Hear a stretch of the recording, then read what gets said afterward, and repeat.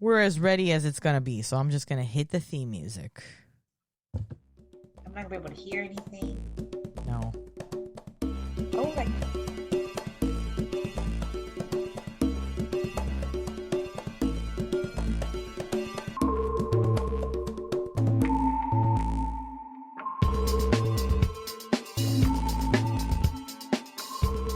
Yo, yo, yo, yo, it's the Pot Smoking Moms podcast, and I am your host, Sunny D, along with my homegirl, Captain J.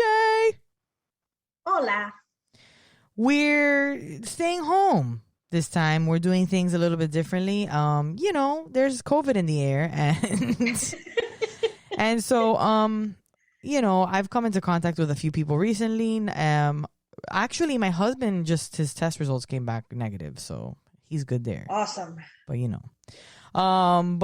yes, thank you so much for joining us. We appreciate you so much. We know you have lots of podcasts to choose from. We appreciate you picking Pot Smoking Moms. If you like us, if you enjoy us, hey, why don't you rate us or subscribe or share? That's kind of stuff gets us into more people's ears. At least we think it does, or we hope it does. Other than that, be friends with us on all of our social medias. If you go to potsmokingmoms.com, you will find everything there. That's our website. So thanks for that. Go check us out there. Today, so if you guys got something to smoke, we encourage you to smoke with us. What do you got today, Captain J? I picked up a little bit of Crippy. It's called Crippy. By Sunshine Cannabis. Oh, I've heard of it. Is it good? Is it like yeah, creepy? I'm liking it. It's good. Coming in at a little over 22%. It's nice. Nice. I like the name. It takes me back. I know. Crippy is how we used to call it good shit back in the day. That's in the 90s. In the 90s, because we didn't know, so we didn't have strains. We weren't all fancy like this. We would just get whatever the guy got. Crippy. Yeah, it's called Crippy. It was a good shit. It was a Crippy. I had somebody hooked us up with some products. Cudbud420, I believe, is her Instagram handle. So Calypso Citrus Pomegranate. This says it's 500 milligrams. Cannabis emulsion shooter. I'm doing things differently. I'm not gonna smoke it. I'm gonna drink it. It says 500 milligrams, so that like scares me. That's a lot. Are you drinking the whole thing or like half? I'm drinking the whole thing. I don't think there's 500 milligrams in here. That sounds like a lot to be in that little bottle. Yeah, I honestly don't think that's 500 milligrams. Are you kidding me? I don't know. A lot of these things are like kind of ridiculous. Well, we'll see if it's 500 milligrams. Here we go, guys. Cheers. Cheers. That's little. That tastes pretty terrible, but it's literally a shot. It's so small. Tastes like grape. Tastes like there's weed in it. But I think I'm also gonna... Yeah, I don't know. We'll see. 500 milligrams. Cannabis emulsion. THC shooter. Well, I'm out of loose lab filters, man. You're out? They said they delivered it today. They still haven't arrived. They said it delivered it today. Today? Yeah. I haven't seen it. I have to go check in the front. It might have been hard for them to deliver because I had all those trucks in front of my house. Oh, well. They sent us I got some Amazon packages. We also ordered some Moose Labs for... I don't know. We should do a giveaway soon. We haven't done one in a while. I know. We've been saying we're going to do one. I know, because I'm fucking... Oh, Jesus. I'm lazy. And I don't know. Things have been a little weird around the internets lately. So I haven't been too interested in doing much of anything. But I got a bunch of Moose Labs filters to, give away and stuff. So... Stay tuned for a giveaway, guys. We don't know what it is when it's happening, but it's coming. Eventually. Yeah. Maybe when we're on break. Yeah, for sure. We could do all the stuff we want to do on break. We only have one more episode after this one. One more episode. Nice. We have a really good interview coming up today. We have Miss Crystal. She's been buddies of ours since the get. She's been friends with us since day one, since we started thinking about the podcast. So please stick around to listen to Miss Crystal. We talk about makeup. We talk about Hi Curious. She's on that app, Hi Curious. She's one of the founders, right? Yeah. So She will be talking to her a little bit later. Co-creator, right? Mhm. And if you happen to catch us on Wednesdays at 9 p.m. Eastern time, we are live on Instagram. So you definitely want to tune in to our beautiful faces on Instagram. Joking. 9 p.m. Eastern. While we're smoking. We be joking while we smoking. So, anything? What's going on with you? Anything? Your pool. I saw you got your pool. You starting to get your pool. They started. Yeah, they started today. They started digging today. It was successful. No dead bodies were brought up my or anything. God. So, you think it's funny when we did our Patreon Zoom sesh. I made a joke about them finding a body, and you guys are all like looking at me like I'm crazy and morbid. But my dad came over today. And me and him were sitting there watching through the window as they're digging. And he's like, now would be a good time to get rid of a body. Dad. I was like, oh, you see? Yeah, for They real. get it from somewhere. Too much true crime. I watch too much true crime. That's the problem. But yeah, it's pretty crazy. I have a big ass hole in my backyard. So hopefully things keep going and I'm celebrating in a pool within a few months. I'm trying to hope that maybe by my husband's birthday there'll be a pool done, which is in December. December? Yeah, because they said anywhere between 4 to 5 months. I mean, I would add an additional, just in case. Don't expect them to be done. October, November, December. I'm trying to be like confident that be optimistic. If it doesn't come by then, right. I'm not going to be all pissed because they said 4 to 5. But it'd be nice. Yeah, to have it in December for sure. But you know what? If you don't have it by then, when we get it, it'll be great. I know it'll be fantastic. We actually got to spend some time at my sister's pool yesterday. Yeah. Because nice. My brother's in town. The wreck of my brother. Oh my goodness. Yeah, it's been like everybody's been super tense. It's so funny. I must be like perfectly medicated this week, where I'm just like medicated enough to just kind of let everything, roll. Like just be like, okay. I'm also not involving myself as much. My brother's like terrible. He's pretty bad. He's got unresolved childhood trauma, and he's an alcoholic. I mean, don't we all? Yeah, but he's an alcoholic, and so it's like, I don't know. It's and he had snuck some booze in. And he was wasted in front of his kid. I mean, it's like snuck booze in where? Like around the family. Like he was drinking. He was fucking wasted around the family, which I don't know what compels someone to do that. And I know he smokes weed, but like I told you, I don't think he smokes enough weed. I don't know why. I don't know what is so attractive about alcohol, especially like when you're older. I mean, I don't know. I drink alcohol and I just do not feel good. I go straight to hangover. I don't even get buzzed anymore. But whatever. And I had seen this thing that was so crazy. It was like people who are like screaming out for attention is because they have childhood trauma, like that is unresolved. Like they're seeking for attention anywhere they could get it because they're lacking something from when they were, when they grow up. And I don't really know what his deal is, but almost everybody's issues stems from childhood traumas. He's kind of a meathead too. Yeah, but wouldn't you think that you would want to like not traumatize your children and the thing is I don't know where the trauma came in. And we've talked about in the past, like, what's your age difference? He's 8 years older than me. We're 8 years apart. Okay. And my sister's 12 years older than me. So how old was he when you were born? 8. Oh, obviously he was 8. But like, so by the time that you were older, he was already almost out of the house. Yeah, and he was fucking up already. He was screwing around. Yeah, I really don't know where it came in. I don't discredit the fact that he has trauma from when we were younger. We had a fairly decent upbringing. There was nothing traumatic about our childhood. But, like we talked with Pothead Mom, like when we first started the show, you can be siblings living in the same household and have completely different childhoods and have traumatic things happen to you. So, like, you don't know if anything ever happened in his personal life outside the home that right, was very traumatizing, and you don't know how he internalized when you guys lost your father, how that affected him. It may have affected. I think he was already. Yeah, I think he was already fucked up by then, but that kind of added a little fuel to the fire. And I mean, just.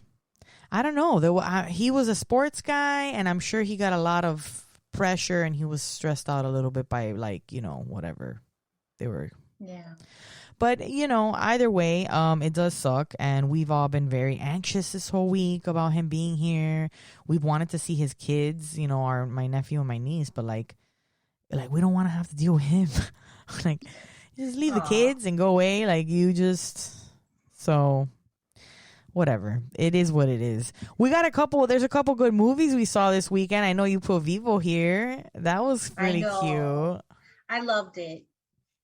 I really, really loved it. I literally cried. I loved it so much. Like, I wasn't bawling, but I got all teary-eyed and, like, sentimental about it. I just, like... Because you saw your people. You saw our peoples. Everything. Where our peoples are from, and then where we live. Where we live, yeah. Yeah, it was really Florida, cute. Miami. I enjoy the music too. I think the music is great. The music was great. Yeah, that's the new favorite in the house. That shit's gonna be playing here once a day, at least for the next 2 weeks. Well, at least that's a good thing to have. It really is, like, it was exciting to see Cuban representation. Like, I liked Coco, you know, just because it was, you know, Latin, but this is even better because it really hits home. Yeah. Literally. Yeah, it really does. And representation. Like, my heart just like, I don't know, fluttered and like grew 3 times larger even at the beginning. My favorite part was when the Cuban guy tries to give him the letter. And he almost gets hit by the other car, and they fight, but then they make friends. And forth. Like, I was like, oh, yes. It's funny because they argue and they become friends in the same altercation, like the same moment. The same moment. Yeah, it's pretty cute. I recommend anybody who is interested in Cuban culture, or even if you're Cuban. I mean, representation really, really does matter, and you know, because you feel connected to something. So Vivo is really nice. I want to check out. Did you see Val Kilmer's documentary? Yes, that's why I put it on here. Val, you watched it? To see it. Yes, we were dying to watch it. My husband Robert was really, really interested in it. We saw the trailer. I didn't know that he had throat cancer. I didn't either. And that he has to cover a hole in his throat to speak. Yeah. And his voice is destroyed. Yeah. And it's so apparently his son, like, heartbreaking but inspiring, because despite that, he's still like just happy to be living, you know, and having the life that he did have. And he apparently documented a lot of his life. He always had a video camera with him. Yeah. And it was just really cool. I really enjoyed watching it. And I had no idea that he married the actress from Willow. Oh, I didn't know either. So the first when you tell me Val Kilmer, that's the first thing I think of is Willow. Yeah, that's first thing. I think of Real Genius. Real Genius, yeah. He talks about being Batman and how horrible that was. Horrible. Yeah, because he says the suit was so restricting that he couldn't really act and interact. Yeah. He couldn't hear anything. Like, it was really awful, and that's why he turned down the second one. He wanted to do other things, and then it's just so sad. Like, he was doing that. You'll see. You'll watch. Yeah. But, he does this like tour that I didn't even know he was doing, where he would dress up as Mark Twain. He would put like the makeup and everything so that he looked like Mark Twain, and he would do like a play where it's him telling jokes, because apparently Mark Twain was a comedian, a stand-up comedian also. Really?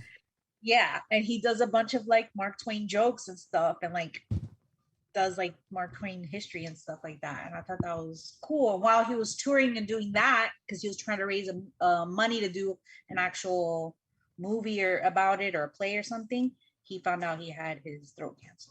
Oh, yeah. Yeah, check it out. It's really good. Yeah, I'm gonna definitely check it out. Anybody's a Val Kilmer fan, check it out. You know what documentary I watched last night? I watched 2 movies last night. I'm so surprised that happened, but I watched The Social Dilemma. It's a documentary about, I've heard it you've heard about it. Go. So it's a lot of people who work in the back and behind the scenes but like big people, CEOs, all kinds of people, VPs from Pinterest and social media, Facebook, everybody, all the big people. And they're basically talking about how it was not intended to be that way, but the way that the internet works now, and the way that they're marketing to you, it's like you're the product that they're selling.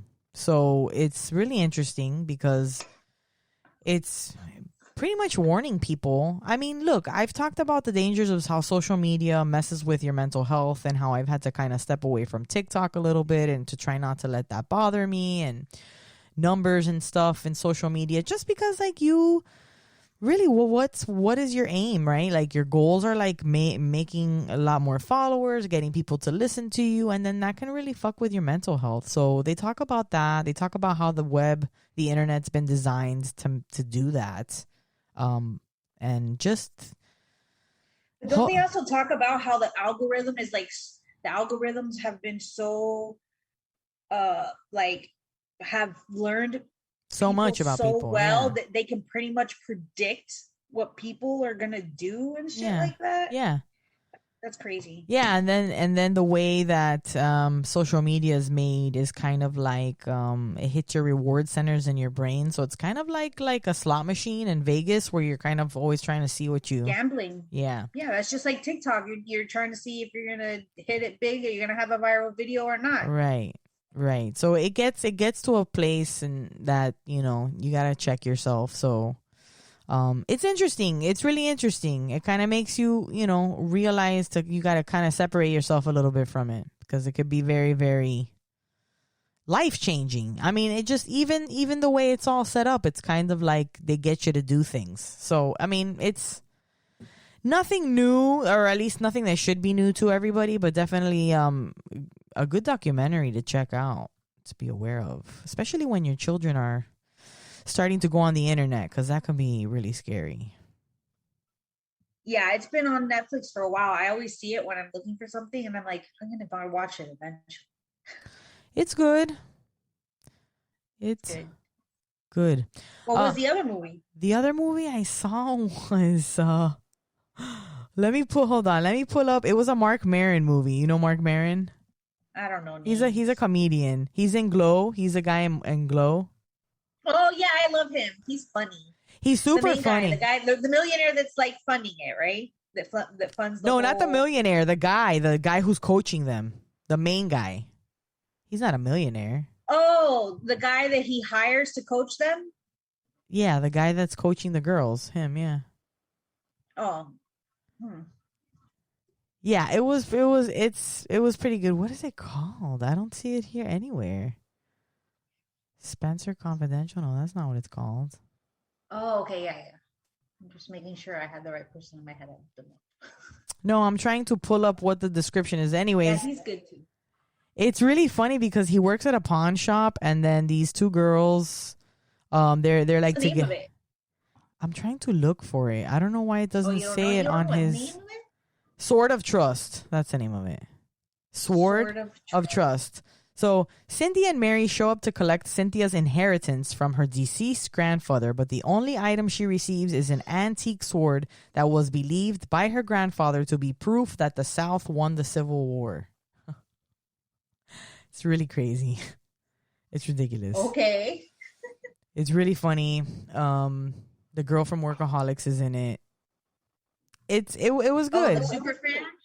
Yeah, the blonde girl. Oh, she's the one that's like a voice in cartoons all the time. Yeah, she's in a ton of stuff now. What's her face? Jillian Bell. Yeah. But it's fun. I mean, it's a little cynical. It's kind of a little dark and stuff, but I thought it was very entertaining. So yeah, some movies for you guys to check out streaming.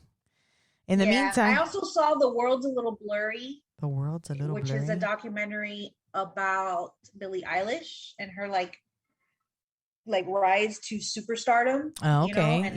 And her and her brother writing that album that had Bad Guy on it. Mm-hmm. Where do we go when we're sleeping or something like that. Mm-hmm. I don't remember the title of the album, but it was really good. I think they recorded that in like their house, no? Yeah, she recorded that album in her brother's bedroom and mastered it in like their living room. Like, yeah, they did everything at home themselves, which is pretty remarkable. And they would write a lot of stuff while on tour also when they were touring the first album. And it was just a really inspiring story. She's a really beautiful and talented girl, but she had a lot of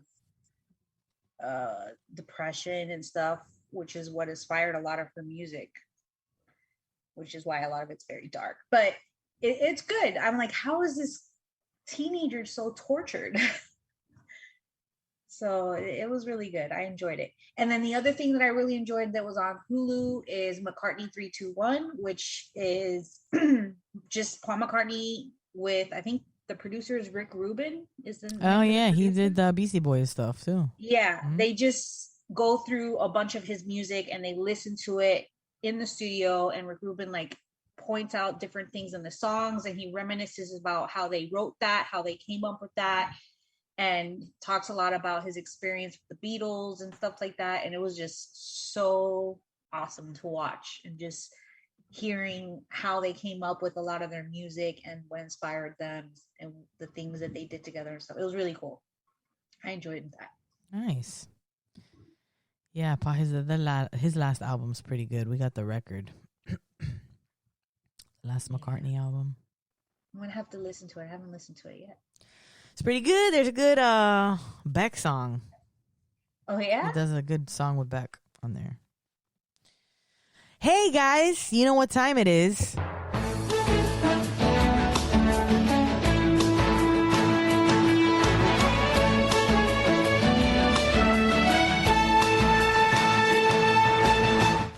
The news about weed.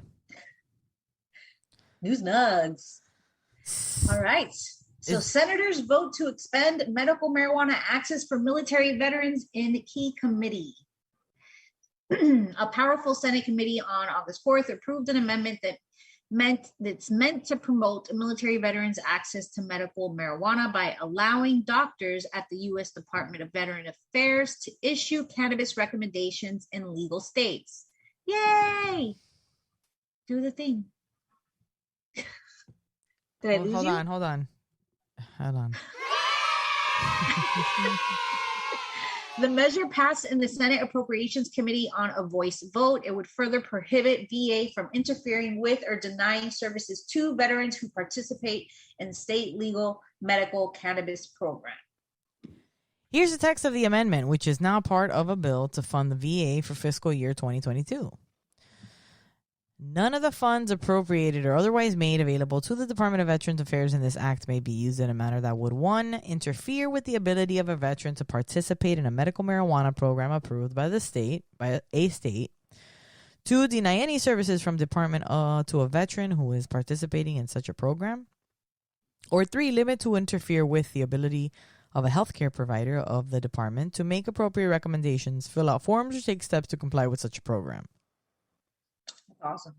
So the House on several occasions have approved legislation to allow VA doctors to issue medical marijuana recommendations to their patients, but it has never been enacted into law.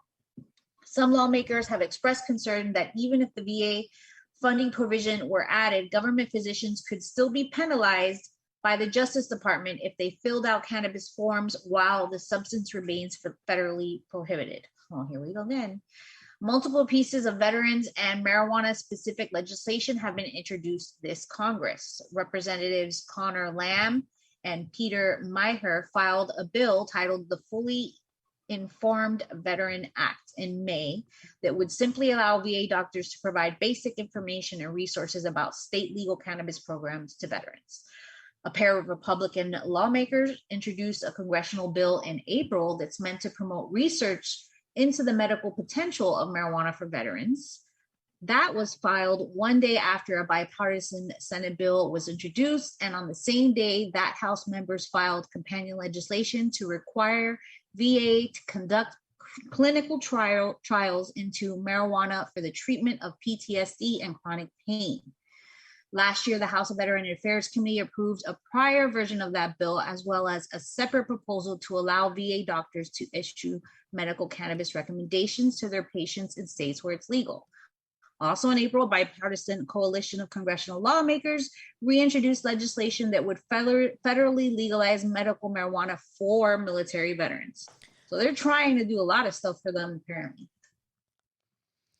A large-scale spending bill that has passed the House last week includes report language that says federal health agencies should pursue research into the therapeutic potential of psychedelics for military veterans suffering from a host of mental health conditions. It also acknowledges that VA has clarified that veterans are eligible for home loan benefits even if they work in a state legal marijuana industry. However, if it expresses disappointment that VA hasn't taken further action to communicate this policy to lenders and borrowers, and directs the department to improve its communication and report back to Congress on its progress within 180 days of the enactment of the legislation. That's crazy. So they have this they have this saying that they can now qualify for VA if they work for the marijuana industry, but nothing's been enacted to actually do it. That's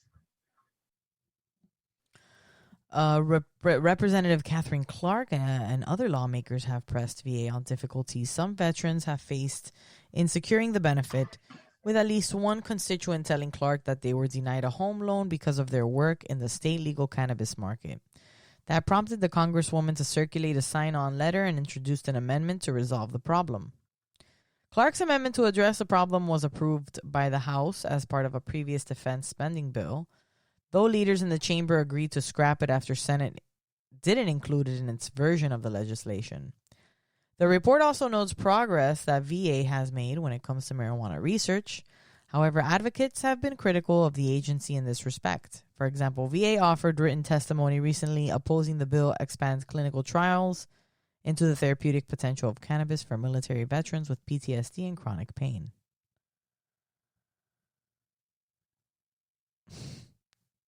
Am I there? I said of course they're making great progress if they're opposing clinical trials. That sounds great. It's like contradictory everywhere. Like, oh, we're doing this, but we're not enforcing it, or we're gonna put it into the law, but still federal, might be. I think everybody's too really nervous also into like trying to make anything concrete. Yeah, right? I know, but if anybody could benefit, I mean, everybody could benefit from cannabis, but especially our veterans. Yeah. And the fact that one of their biggest benefits that they can get is a VA loan to purchase a home, and if they work at a marijuana industry, they can't even use that benefit, and they fix that problem, and they're not even they didn't even inform lenders of this. I work mortgage companies, so I understand this VA loan stuff, and that's messed up. Yeah, that's jacked up. Well, hopefully they this committee thing they got added to this funding actually goes through and some shit happens for the vets. So this part, I just wanted to give little state news nugs that I saw in the Marijuana Moment newsletter. Oh, nice. Little quick little nugs for each state. Ohio's Attorney General rejected the ballot summary for a proposed marijuana legalization initiative. Yeah, that one. An Arizona judge dismissed a petition to expunge a marijuana record because it could not be proven that the weight of the cannabis involved was low enough for it to be eligible. A Pennsylvania court ruled that workers who are fired for medical cannabis use have a right to sue. Yeah, that's a good one. Oregon regulators are being sued by a hemp grower for alleged failure to issue registrations. I don't have a middle range noise. We should get to. Yeah, I gotta get a confused one. Huh? What was that? Home Improvement. Yeah. So the Eastern Band of Cherokee Indians Tribal Council approved rules for legal medical cannabis on the Koala boundary located in North Carolina. Hey. Yeah. Illinois regulators held a lottery for marijuana social equity business licenses. Yay. Washington state regulators sent an enforcement bulletin on the conversion of CBD to Delta 9 THC. Ooh. Sounds like they're cutting Delta 9. Oh, do they mean Delta 8? Yeah, what the hell is that? I was trying to read that one again. That was a typo, I think. Yeah, Washington State regulators sent enforcement bulletin on the conversion of CBD to Delta 8. Yes, because that's okay. Yeah, it has to be they're Delta cracking 8. down. I copied directly from their thing, so that must have been a typo on there. They might have beefed that one. But yeah, they're cracking down on the Delta 8 shit, especially if if you're in a legal state. Yeah. They're cracking down on the Delta 8. But Washington is legal. Right, that's why I'm saying in the legal states. Illegal. I thought you said illegal. No, in the legal states, they're cracking down on Delta 8 because it's like we're already like they're not making their money. Yeah, but also they're already regulating the Delta 9 stuff. They're like they're like, they're working on that stuff. They don't need some other punk trying. That's what I'm saying. They don't want it getting in on their money. Yeah. In Michigan, regulators published a list of approved active ingredients for marijuana growers. Interesting. New Mexico regulators will hold a public hearing on a draft marijuana rules on Friday. All right, cool. Okay. So we'll stay tuned for that in New Mexico.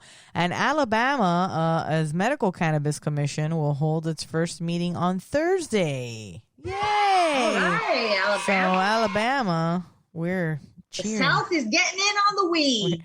We're cheering you on, Alabama. You guys need the weed. You need the weed. You need the weed. And we need some Miami news. I love you, Miami! It's a follow-up. This is actually kind of like a follow-up.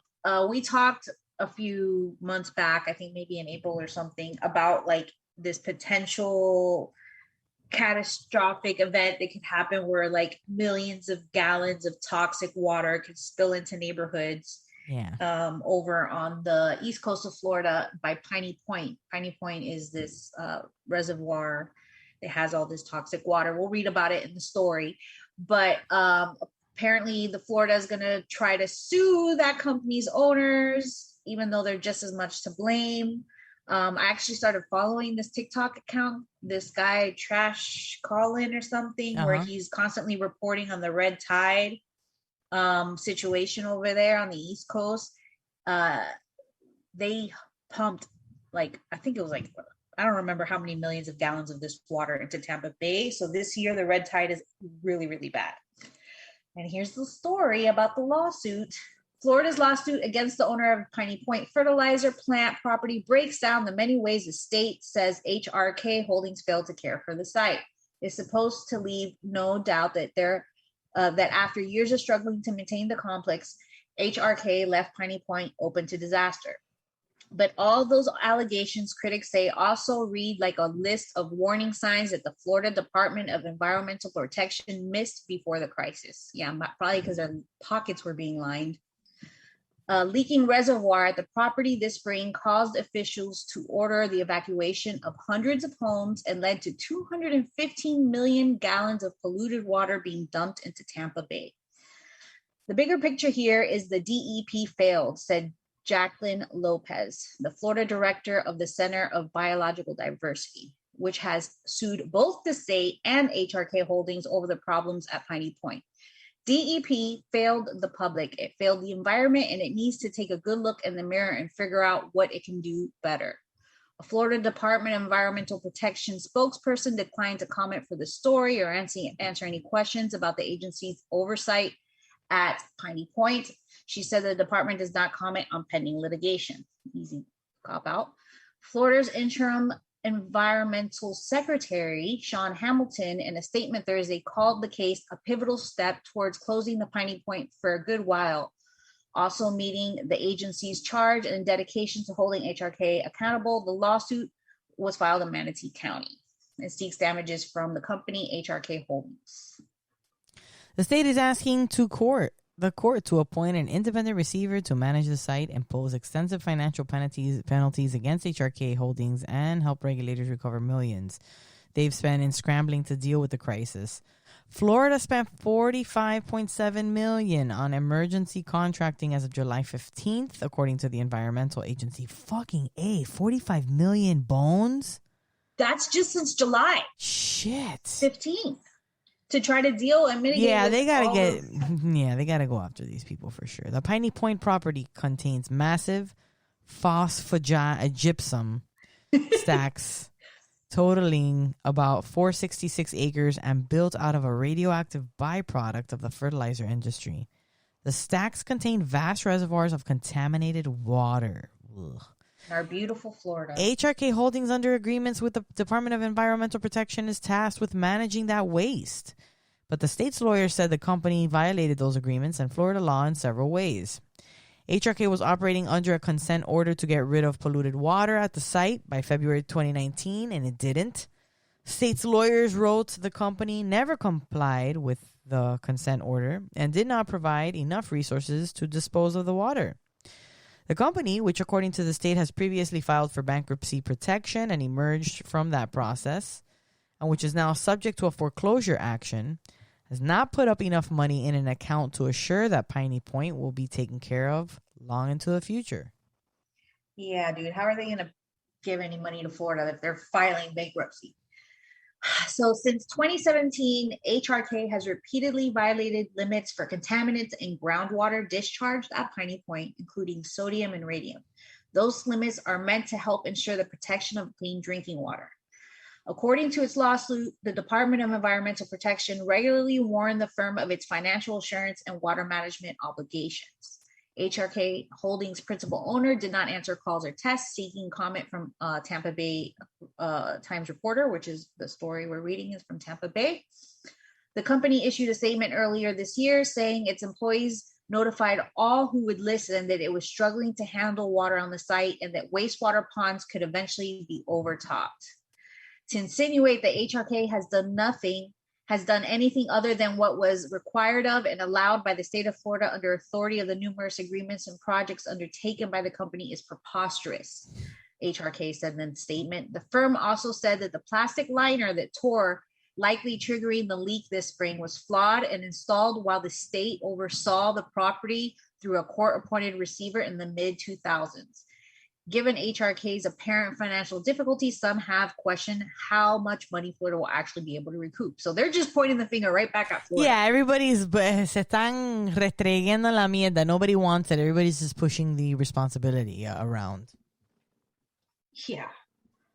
The state's newfound enthusiasm for enforcement is a bit late and somewhat misplaced, said Justin Bloom, founder of the environmental advocacy organization Suncoast Waterkeeper, which has joined the Center for Biological Diversity in suing the state and HRK. They really need to be a lot more introspective here. Bloom said he doubts the company has enough money to continue running the site and defend itself from multiple lawsuits. The environmental agency's legal claim is not solely about payment. Hamilton, the state's top environmental official, said he hopes a court-appointed receiver will speed up the process of draining polluted water at Piney Point and capping the stacks. The Department of Environmental Protection has not offered a timeline for when that work will be finished or an estimate of how much it will cost. The state's former environmental secretary, Noah Valenstein, who stepped down earlier this year, told legislators during April committee hearing that he was open to having the agency look back at his history around Piney Point to see if existing regulations are sufficient for managing phosphogypsum stacks. Florida is home to roughly a couple dozen such stacks, according to state records. Couple dozen? Yeah, I don't know. I feel like... Yeah, I just feel like that Bugs Bunny cartoon where he's just like sawing Florida off of the United States.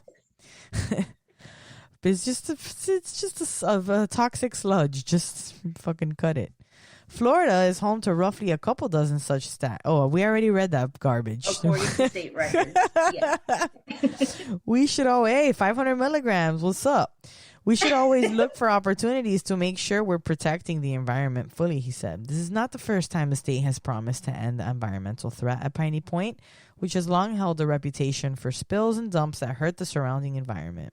Oh, So it's not the first time, because we all know this place has been around for a long fucking time, and they've been saying this has been an issue for a long fucking time. So Hey, bro, here, anything called Piney Point is super sus. That shit sounds like this R.L. Stein book, like something in like Are You Afraid of the Dark? There should be something written about that place, like some freaking crazy radioactive monster that lives inside the water. Yo, let's write it. Fucking the Piney Point monster. For real. So it sounds like we're in the exact same spot as we were 18 years ago, said Rick Garrity, former head of the Environmental Protection Commission of Hillsbury County, who remembers attending a meeting with a consult for the court-appointed receiver who sat over the property in 2003. J.D. Alexander, a former Republican state senator from Lake Wales, said he can recall the legislator directing tens of millions of dollars towards shuttering the plant. State leaders this year talked about spending another $100 million or more to finally close it. Somebody's going to have to go in there and sort it out again, Alexander said. I sure thought we had done it 20 years ago. The roots of the Piney Point saga extend even further, said Tampa lawyer Herb Donica, who worked with the bankruptcy trustee on the case of Mulberry Corp, the last plant operator that folded a couple decades ago. Elected officials historically embraced complexes like Piney Point without mandating strict oversight or planning, he said. They were enamored with the well-paying jobs and lucrative tax dollars the fertilizer industry showered upon rural Florida. It's the only business I know where you take hundreds and hundreds of acres and you condemn it to hell until the end of mankind, Donica said. Somebody should have said back then, what are you doing? What are you going to do with this? And somebody could have asked, what happens if the company goes out of business? There's just acres of garbage. Yeah, all of the U.S. should bring all of its toxic waste over to Florida. Just dump it over here. Because that's what we're doing to our beautiful home. And then there'll be so much garbage that it'll just sink Florida. So the garbage will sink with the Florida, and that's it. And the U.S. can just get rid of this whole state. It's so sad because it is a beautiful state, and we have beautiful beaches, and even the Everglades are beautiful, and there's a lot to Florida that's gorgeous. Our springs, everything, and these fertilizer plants. Have you been to the springs? No, I look at pictures all the time, and I want to plan a trip to one of the springs, and I never do. Let's go. Do it. If we plan any trip, let's just do that. Because, we can go to places that there's not that many people. Or, well, maybe the springs get packed with people. Yeah, and the water's freezing all the time. Ugh. Yeah, the water's freezing. We can just go take pictures. So we have to go when it's really hot so that you don't care that it's freezing.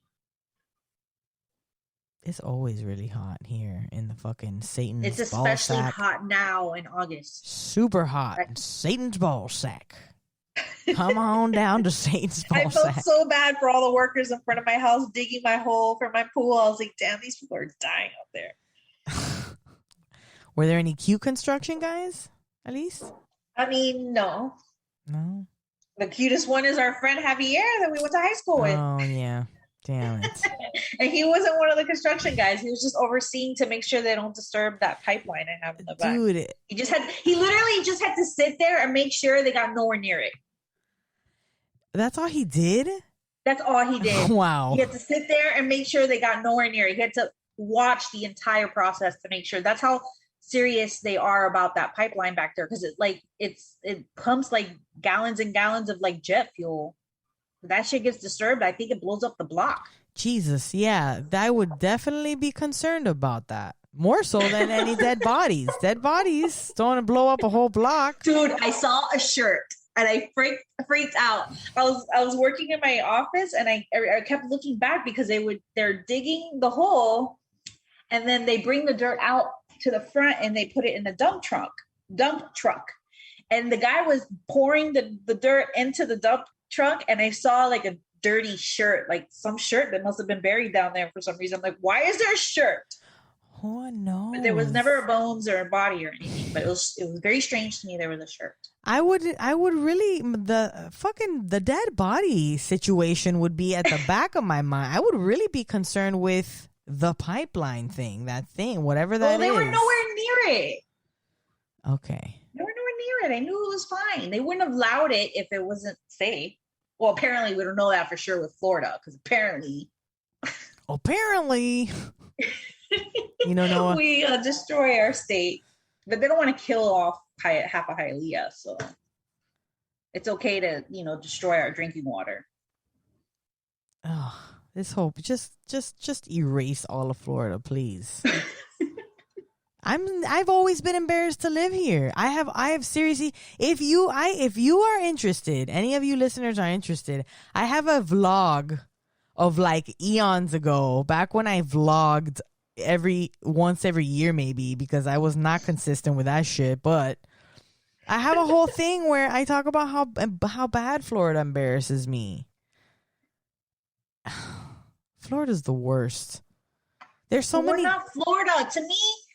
To me, we are. Miami is not really Florida.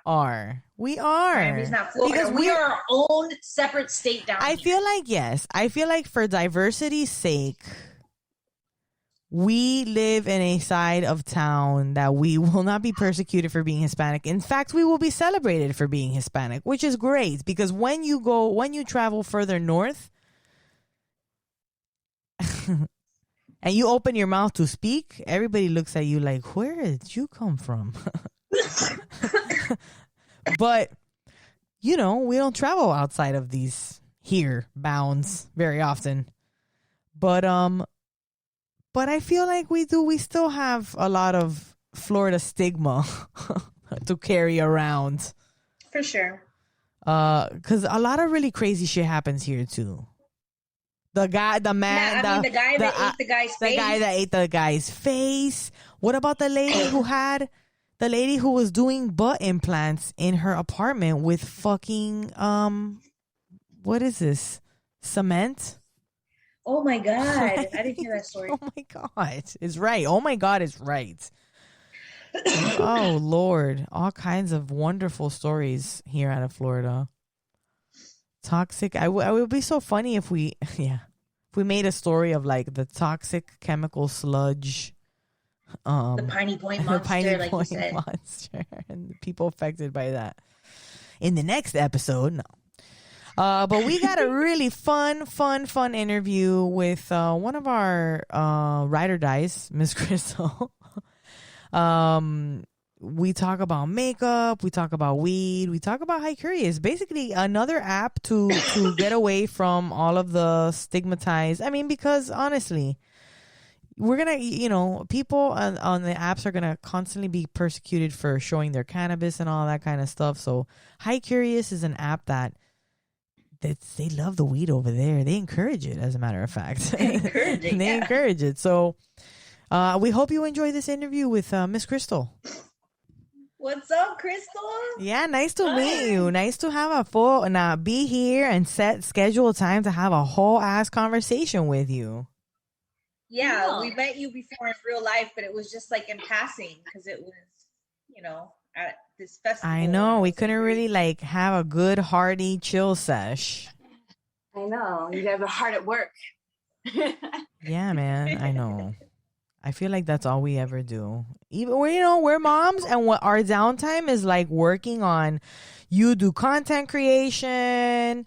You work with an entire app. Like, oh my God, how many things are you currently juggling? Oh, all the things. I don't even know. Yeah, like it's hard. Like I have to remember to take the actual me time. Like I really need to like put everything away and actually do me. I know, it's so hard for us. Yeah, like how'd you get into makeup and finding? I mean, that takes time. You have to do your makeup, and then you have to like record it while you're doing it, and then edit it, and then put it all out there. And then you're also always doing these things on Hi Curious. How did you get into makeup, and how did Hi Curious come to be? Makeup. That was like, it was like so long ago. Actually, it was just because I had a friend who did her makeup really well, and I was like curious and wanted to learn how to do my own. So she showed me a little bit and helped me, and then from there I was like, maybe I should go to cosmetology school, and then I did. So I was actually living in Hawaii when I went to cosmetology school, and that's where I got my cosmetology license and all my experience. And I really just like makeup. Like, I feel like I enjoy the process. Like, at first you feel like, oh, what the heck are you doing? Like, ugh. But then you got to trust it, because after, once you're done, it's like amazing what you can create, and it's really cool. And I love to help others feel good about themselves, not just on the outside, but on the inside too. So I like to, help there. I like I really do love makeup. I don't know. I'm in a weird spot with makeup. I feel like it's such a wonderful way to express yourself. Like, it's such a nice creative outlet. It's like not conventionally, the conventional artistic outlet, but it's so, God, you can do so many different things. I know. Yeah. It's like, there's a lot. Like, there's probably a lot I still don't know, and I'm still learning, like, constantly. So. Oh yeah, it's so much fun, right? And weed too. Like, there's so much we don't know, and we're learning constantly about weed. Exactly. How do you come up with the looks that you're gonna do? Like, some of the looks you do are very creative. How do you decide what colors? Like, you get inspired. Obviously, you smoke a little, and then you get inspired. Smoke a lot. I don't know. Like, sometimes I'll look at Pinterest, or there's people I follow on Instagram, and I'll think, oh, that's kind of cool. I wonder if I could do something similar. Or I'll just have a palette and I'll look at colors and figure something out. So it just, I don't know. I have all kinds of different avenues that I either want to recreate something in my own version, or I just stare at colors and say, all right, I'm gonna put these together and see what happens.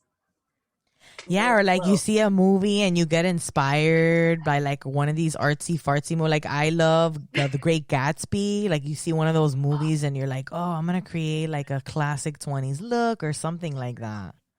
Yeah, those are actually really fun. And actually, I kind of like, I don't know how to really do it like professionally, but I like to try to do like FX, like special effects makeup.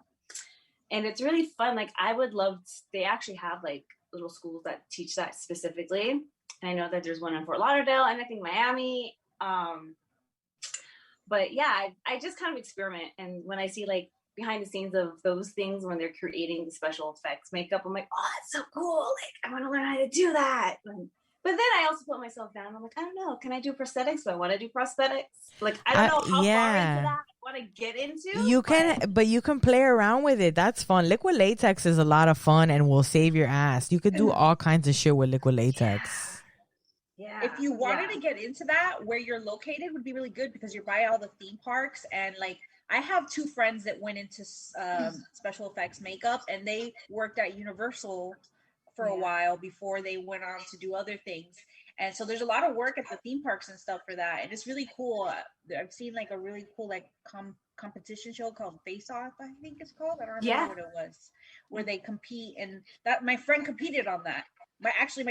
Our two friends competed on that. Yeah, they're brothers, and they were on that. Brothers, they're twins. It's pretty rad.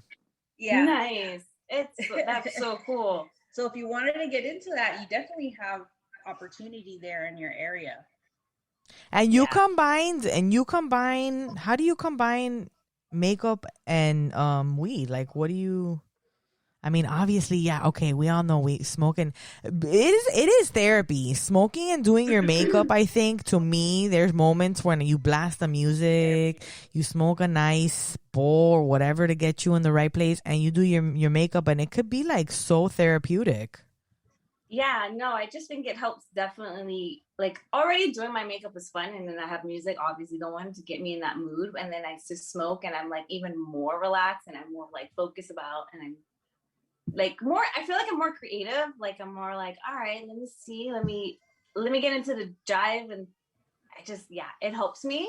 I mean, not that I couldn't do it before weed. It's just nice. Everything is nicer when you smoke weed. Oh, it is. As a matter of fact, do you guys have one ready? Like, do you have one? I have it. All right, all right. I still have a bowl here. Let's hit this real quick.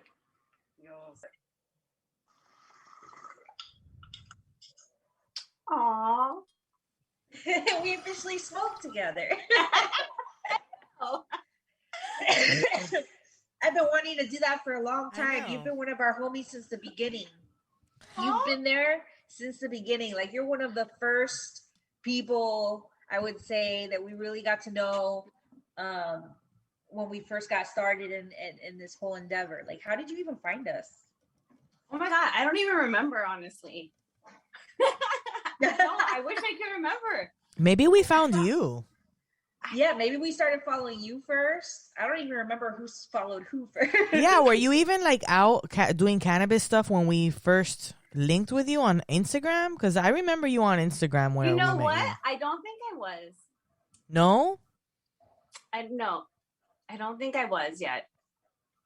So how did you start like opening up with your cannabis use? Well, as I realized that it was helping me, because I found out that it was helping with my leg spasms. Like, I have a mysterious leg spasm that doctors can't tell me why I have it or what it is, and it's annoying. But I realized that smoking like helped manage it or lessen the pain, and it was like, I need to find out more.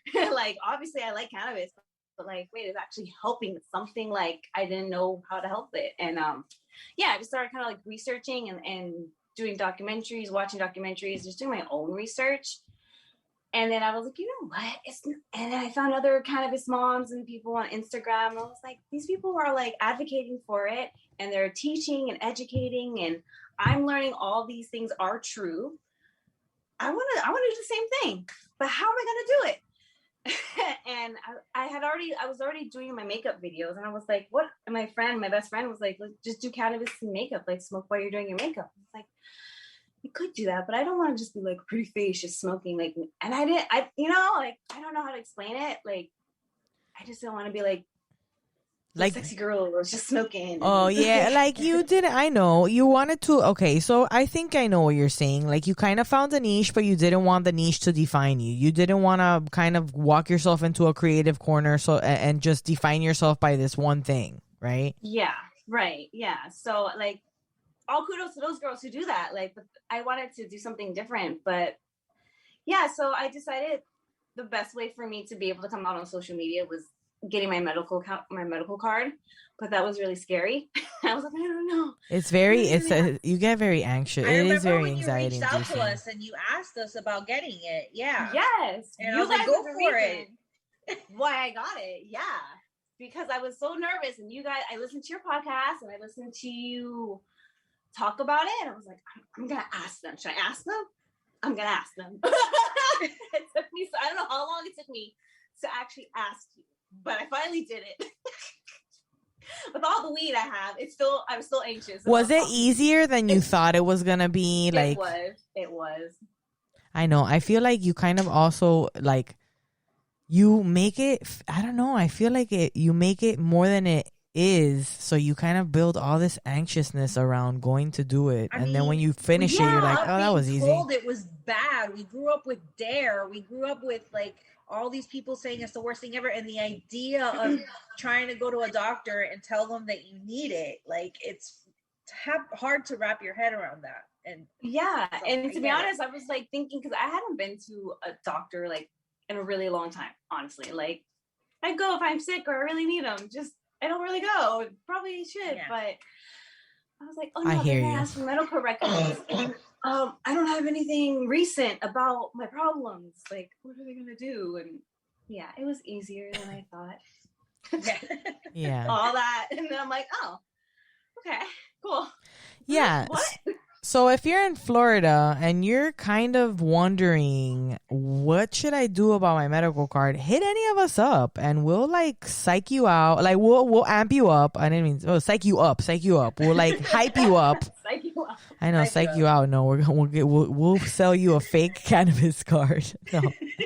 We'll hype you up and we will help you find a place and talk to someone to get your card, bro. All of us, like, I'll hype you up. So once you had your card, you felt more comfortable being open with your cannabis consumption. That's like more, when we decided to do this podcast, it was the same. I was like, if we're going to do this podcast, I'm going to get my card. Right. You know, if I'm going to come out and be like, too legit to quit. I have to legally do this because I can't put my family at risk and stuff like that. Yeah, I mean, I feel like even with the card, though, I mean, there's still risks, really. For sure. You know, I feel safer with it.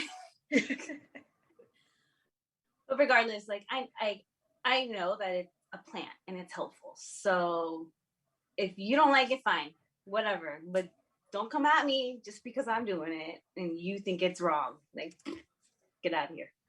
Yeah, that goes for all kinds of stuff. People think, I mean, people's opinions, right? It's like there are too many opinions floating around. How about with your family? Are you open with your family about it? Like your parentals or guardians or whoever were your adult figures in your life? My adult figures. Well,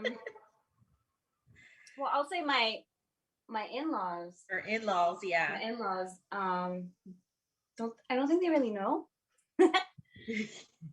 No, I don't think they're aware. So they don't need to know either. Is your spouse you guys partake together or? Oh yeah. Totally. Yeah. I think it helps us a lot. Like it's a good counseling session or a good time where we sit down and talk more when we get together and sit down and smoke together. Yeah, so much like conversations and deep talks and just opening up more so when we sesh together. Like it's amazing. 100%. Yes. So High Curious, how did High Curious come to be? And what is High Curious? High Curious is a place. It's a place, it's a community, it's support, it's for cannabis entrepreneurs who are looking to build a business on social media and are finding it hard, you know, because I feel like people focus on trying to be seen on social media, but if you're in the cannabis industry, that's really hard to do. And so we provide that support for you so that you could work smarter, not harder. And we have like the whole support. We have marketing, you get one-on-one marketing, you get one-on-one support on how to build your business so that you can make your social media, whatever content you want, you can make it on High Curious and it can all be on there and it's all yours. And then I'm gonna have a brain fart in a minute. So any content you post on there is yours.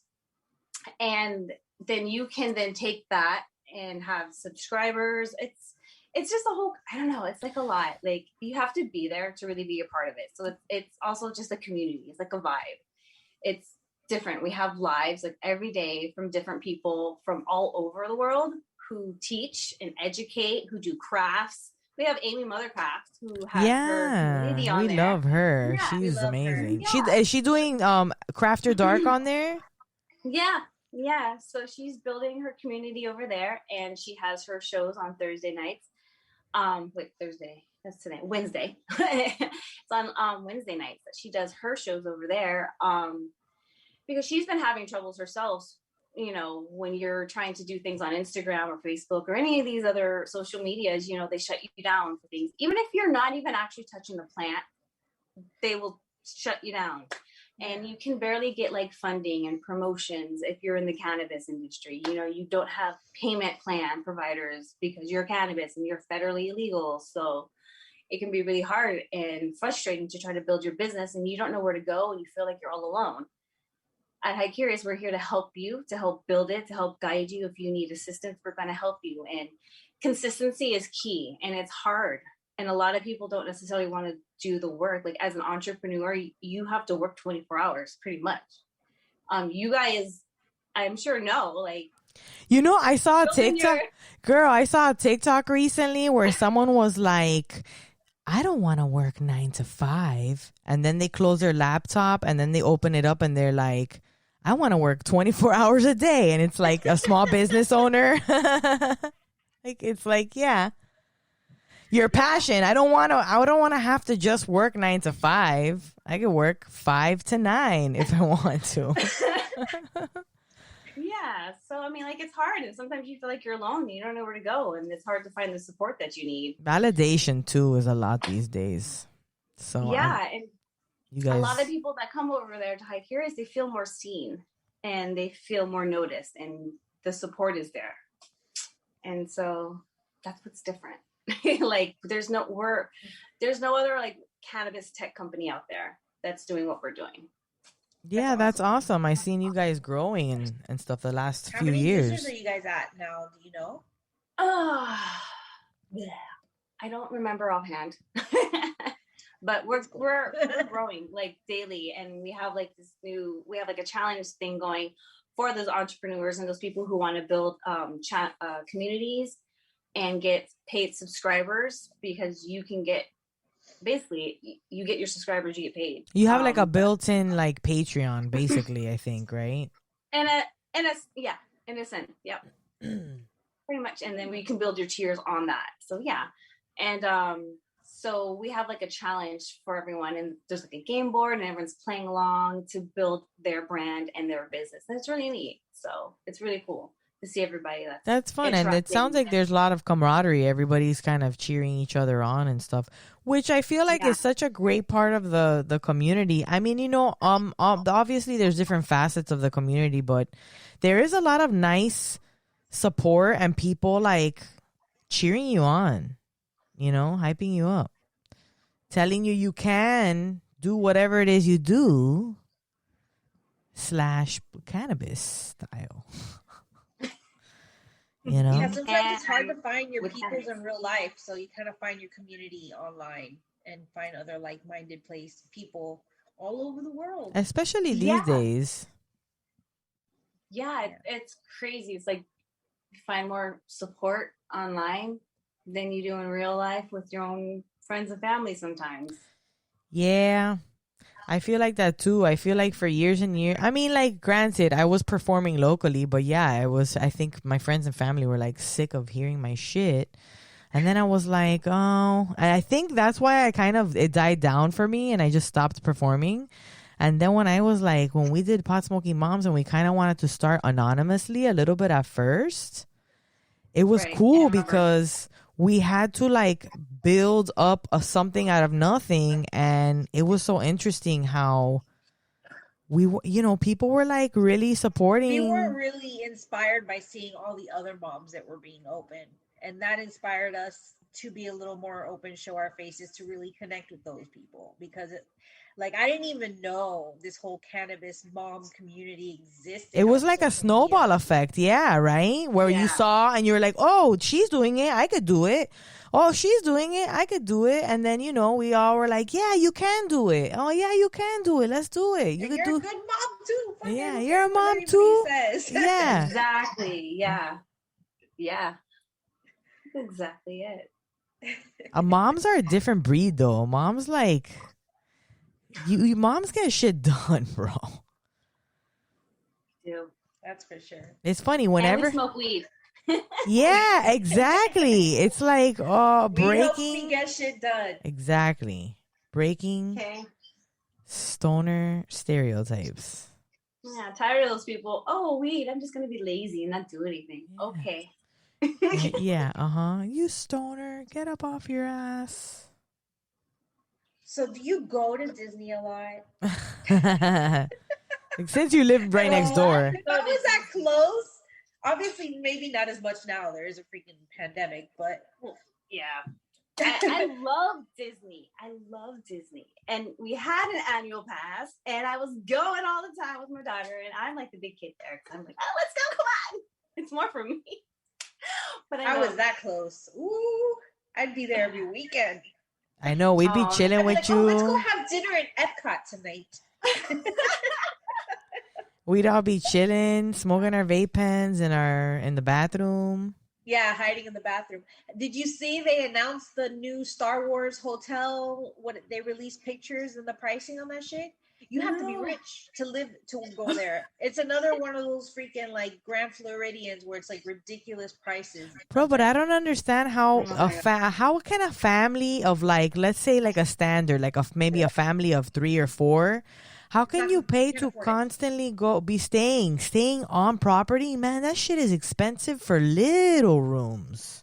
For like 4 people in a cabin, they're calling them cabins because you're supposed to be like on a ship. You're on a spaceship, and it's completely immersive. Like you're supposed to feel like. Oh, I've read about this shit, bro. It's like insane. And so they're calling it a cabin, and for a 4-person cabin, I think it's like $750 a person per night. Per person? Per person per night. I was like, who the fuck can stay there? Like, who can do that? Really fly and take me somewhere into space for that much. Like, it better fucking take me to space. I better be Jeff Bezos up there. Person? Yeah, yes. There better be zero gravity. Fucking. There better be zero gravity in my room. I gotta be able to press a button and have zero gravity. Exactly. For $750, I better be able to float my joint into my mouth. Oh my god. I gotta say, I was really disappointed because I was waiting for that to be opened and announced and all that. And when I saw that, I was just like, it's not for us. It's not for us. It's for the rich people. Everything's for the rich people, girl. Those damn rich people. Hey, we could be rich people. We'll be rich people. We better be rich. We have to be. I want to do that. I gotta be rich. We're gonna go there. Okay? We're gonna go to there. I want to go to we're there. Gonna manifest it. Hold on, I was double checking the prices. Yeah, $750. 4 guests per cabin is $750. If you do 3 guests per cabin, $889. If you do 2 guests per cabin, $1,209 per guest per night. These are per guest per night. But you get food or something? I don't know. I haven't looked into all the details, but it looks pretty cool. Like it looks like they're like, you have to. They have add-ons. You have to add on oxygen. That's another $800. I don't know. Maybe one day. It was like the Disney cruises. I can never do. They're so expensive. I don't know if I'll be able to do it. But one day better come quick, porque mira, time is running out. So tira pa acá, bring the money. Oh my god. Soon. How can you? Hey, okay, I have a question for you, Crystal. What would you say to us moms who would like to get into makeup more, but like don't know shit? I don't know nothing. Yeah, like or just are hesitant, or it could be very overwhelming, I think, for all of us. What would you say to somebody who wants to use makeup more but doesn't know where to start, doesn't know what to, we have a lot of shit we do, and honestly, I'm a drugstore makeup lady. I don't go to fucking MAC and shit. Unless I only go to MAC if I need to get if I need to go to a party, get my makeup done, and then I'll have somebody get my makeup done there at MAC, and then I'll be like, sure, I'll buy that $60 lipstick. Matching lipstick so I can have it all night. Sure, I'll take the $50 lashes that I'll wear this one time, whatever. That's the only way I can have nice makeup is if I go have somebody do it for me because I know that. Right. So what would we tell Captain J here? Like, how can we get her to like, what would we say to her to encourage her to get her groove on with some eyeliner and shit? Or where should she start? Where should you start? Practicing at home. Like, you don't have to go anywhere. You just practice for yourself. And if you mess up, you just take it off. Nobody's gonna see it. Just you gotta practice, and that's how you will. The more you do it, the better you'll get. It's like. What are the basic pieces of makeup that we should start with? I mean, like, right, like foundation for sure. I think is like a super important one. You want to find a good face primer for your face. And what does a primer do? So the primer will help protect your skin. It's kind of like I'm gonna mess this up saying it, but like a barrier, a protection barrier. So it'll protect from other like dirt and particles. It's not gonna like 100%, but it helps smooth out the skin as well. So that your makeup application, your foundation goes on smoother and will also help last longer. So, and you can actually get them at the drugstore. Like I like NYX, like NYX. Their makeup is really good. Elf has some good ones as well. It's cheap too. Yeah, I've used some of those. Pick some of the, I think the Elf ones at Old Navy, you know. Okay. Yep. That's right. Yeah. So face primer, definitely good. Your foundation, concealer. You don't necessarily need to use it to like brighten your face, but if you want it more so to conceal certain areas like blemishes and stuff, then you can grab a little bit of concealer. It's a shade lighter, but not too light if you don't want to brighten it. So concealer can be used to conceal like problem areas, but also to add like highlight. Yeah. Some people will get like concealer a lot lighter, and that will brighten it area. So depends on how bright you're trying to highlight yourself. Yeah. Drag queen status. I like to wear makeup that makes me look like I'm not really wearing makeup. Right. I get That's you. it. You're like a natural look. Yeah, like I just, want my eyes to look less, just nicer, and like I don't really like wearing a lot of makeup. And even makeup that makes you look like you're not wearing a lot of makeup is a lot of makeup. Yeah. It is. Because when I've gotten my makeup done and the no makeup stuff, like they do what you say, the primer, foundation, concealer. I feel like they're putting like so many things on me. I'm just not used to that. Yeah.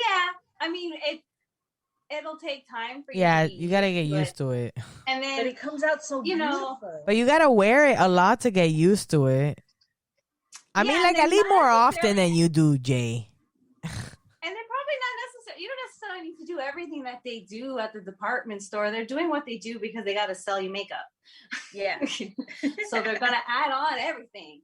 It's their job. It's what they do. But you don't need to necessarily do all of that or add as much. I mean, you go with what you see in the mirror and what you feel like is comfortable and what you can tell. I mean, you can tell if something's blended or not, or if you're not sure, you ask somebody, I guess. But you'll figure it out and you'll get used to it. But don't start with too much. If you feel like, it's too much makeup, then you're feeling overwhelmed, then just start with something small. Just start with your foundation, get that started. If you want to learn how to do your eyebrows, you're gonna do your eyebrows, fill them in if you need to, and just start small. Just start small areas. One up a level. Once you're like, okay, I've got the foundation done, I've got the concealer. Okay, I think I can start on something else. Let me try this eyelash curler thing. Move on. Yeah, bro. Eyelashes that's like a lifelong learning thing for me. It's hard. It really is. A minute I no joke. I think it probably took maybe about an hour before when I used to practice trying to put on eyelashes, like trying to get it on straight, and my hand was shaky. Oh wow. Lashes are hard. Tired. Yes, lashes are hard. And eyeliner, if you're trying to do the cute little wings on the sides, oh my God. Sometimes I fuck my shit up so bad that I'm just like, oh, good thing I have my glasses on. Nobody will notice. I'm so bad. I don't know how to do eyeliner that I just bought the stamp. The stamp? How was the stamp? The wing stamp, and you just like stamp it. I can't even get that right. Oh my God. You could do like tape too. There's a little secret. Just put some tape and then draw over, and then when you remove the tape, you have a straight line. What I need is somebody to go help me like figure out like a moisturizing routine. Isn't that like important now? Like I'm getting older. Like shouldn't we have like a whole routine of like moisturizing and like a face cleansing routine? You should. I should. That's a thing. I feel like that's a thing that I'm supposed to learn. Yeah, like the 10-step face washing routine before you go to sleep. No, people have like an 80-step hair care thing for curly hair. Some girls, I see some girls do all kinds of stuff. I feel like sometimes that's too much stuff and it's just for show. Like, how much do you really do all that? Like, Yeah. I don't know if you've seen those videos where they like slap on all the makeup. And I'm like, you don't need that much makeup. That's just wasting products. And that was Miss Crystal. You could catch her on Instagram. She's at ms_Crystal, KRYSTALE. We will link her back on our show notes as well, so you can follow her. Thanks so much for joining us and listening to our podcast. We have Instagram Live on Wednesday nights. Join us. We will be going live, hopefully, with Crystal. 500 milligrams is starting to kick in. I guess. Starting to get a little What winded. What were you saying? This ain't no 500 milligrams. Well, I don't know. 500 milligrams is still like, It is a lot. that's too much. Way too much, and you drank the whole thing. Yeah, but I don't. You should have treated it how it's labeled. It's labeled And as then a if it didn't shooter. work, Said and then if drink it all of didn't it. work, I guess it's for people with really high tolerance. I don't know. Anyways, Okay, so yeah, we'll be going live. Hopefully, Crystal will be there. hopefully Crystal will be there. Yes, she would. But we're moms. Things happen, so we'll see. Yeah, she'll be there for sure. She'll be there. Join us. Hey, if you guys didn't know, we have a Patreon page, and it is full of so many surprises. Become a patron for early access to episodes, additional content, full uncut versions of our interviews, Zoom. We had a smoke sesh recently with our top tier group. Like, yes, come join us on Patreon. and join such heroes like Yanni Reyes and Destiny Adams. Wonderful people like Lauren Hadsel and Jesse Reyes. Christy Rodriguez, we love her. Miss Christy. I miss Christy. Yeah, and we should drive by her place of work to show We up should visit her at work. unexpectedly, maybe one day. April Collins, Terry Grimsley, Shelby Gleckler, Denise Caceres. I don't know why did I say that so like Denise Caceres. 500 milligrams, bro. I know. Eliza, we love you guys. We love y'all. Please subscribe, rate, review, and share our content. PotsmokingMoms.com. As easy as pie. We love you. Here's the theme song. Bye.